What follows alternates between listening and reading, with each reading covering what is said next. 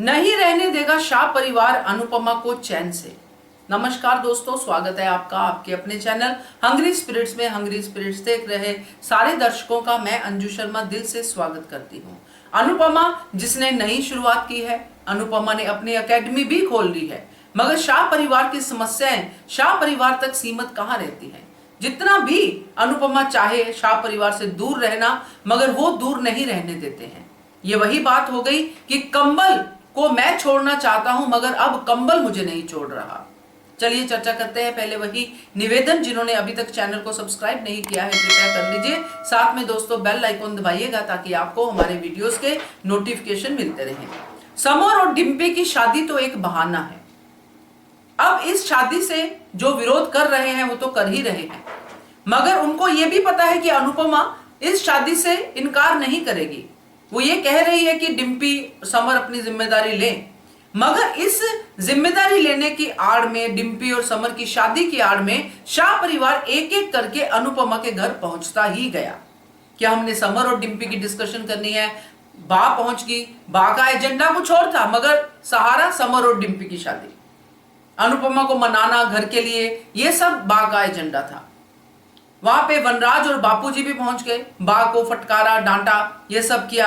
बापूजी का ये एजेंडा नहीं है, बापूजी का इससे उल्टा यानी कि नहीं आए, मगर वो तो डिम्पी और समर की शायद डिस्कशन करने आए हों, मगर वनराज का ये एजेंडा नहीं है।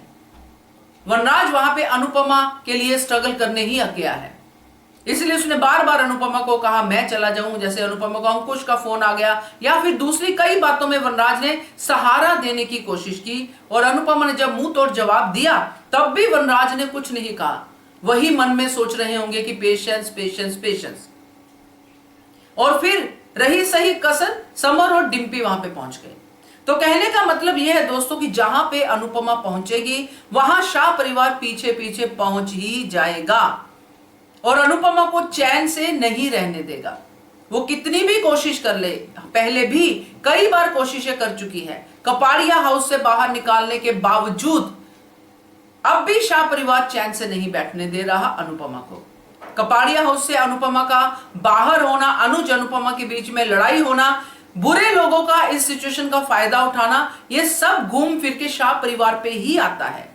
अगर वो इस तरह से अनुपमा को नहीं करते यूज, तो अनुपमा शाह परिवार से के घर पे आती ही नहीं।